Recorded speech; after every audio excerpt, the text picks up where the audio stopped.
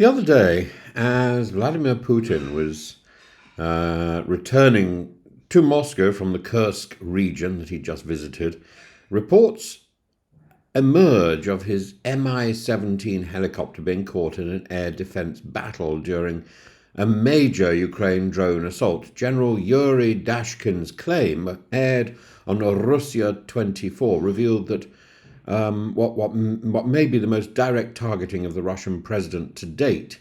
And though the Kremlin confirmed the visit only after Putin had safely departed, this rare admission from the Russian military hints at a broader narrative of fragility within the Russian state, a war slipping from control, and a regime increasingly reliant on repression at home. So Putin's Mi-17, a heavily retrofitted version of a Soviet-era utility helicopter, is designed to resist most threats, but not swarms of drones. And Dashkin's language, unprecedented attack and air defense battle, underscores the scale of the threat. If this account is accurate, it suggests Ukrainian intelligence had advanced knowledge of Putin's location, a striking intelligence coup, and the symbolism is unmistakable. Even Russia's autocrat is no longer untouchable. Ukraine's campaign of deep strikes into Russian territory, including the Kremlin's own Senate palace in 2023, is about more than military attrition. It's psychological warfare, sowing doubt among Russian elites and citizens alike. And Russia's vaunted air defense systems are stretched thin, and repeated drone strikes on oil refineries and logistics hubs demonstrate how permeable the Russian interior has become. Since February 2022, the so-called special military operation has not merely redefined Russia's foreign policy, it's reconfigured domestic society.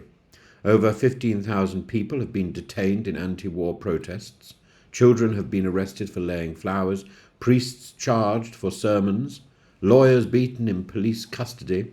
The regime does not punish dissent, it criminalizes empathy. Dozens of new laws criminalize criticism of the war. Article 2073 of the Criminal Code penalizes false information about the army with up to 15 years in prison. Article 233 punishes public acts discrediting the military. Even displaying a blank sign can warrant arrest now. Wearing a ribbon in Ukrainian colours can lead to prosecution. By April 2025, there were over 9,900 administrative cases and 84 known convictions for anti-war activity. The Russian state has turned classrooms into propaganda units. Children are taught to parrot Kremlin lines along NATO aggression and Slavic brotherhood. Universities are encouraged to survey. There's surveillance of students, of peers. Media outlets are blocked en masse. Meta, the parent company of Facebook and Instagram, is designed or is designated an extremist organization. Facial recognition systems track demonstrators. Phones are seized and scoured. Detainees are forced to provide DNA samples and lists of contacts. Putin's worldview, a mystical belief in Russia's destiny as a great power, drives this war and its accompanying repression. He doesn't see Ukraine as a sovereign state, but as a buffer zone and a cultural appendage of Russian civilization. Any peace that leaves Ukraine in Western orbit is, in his view, a national humiliation. Hence, the war must continue, not for victory, but for identity and for Putin's continued salvation.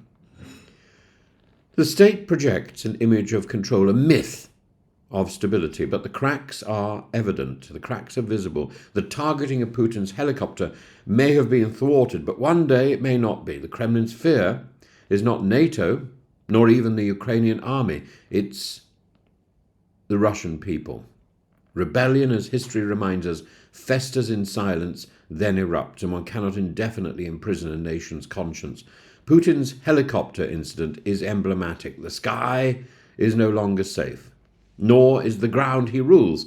Where the West debates sanctions and ceasefires, Russia burns from within, not with resistance alone, but with the slow fire of repression, fear, and paranoia. History may record this not as a war for Ukraine, but as the long undoing of the Russian state from the inside out.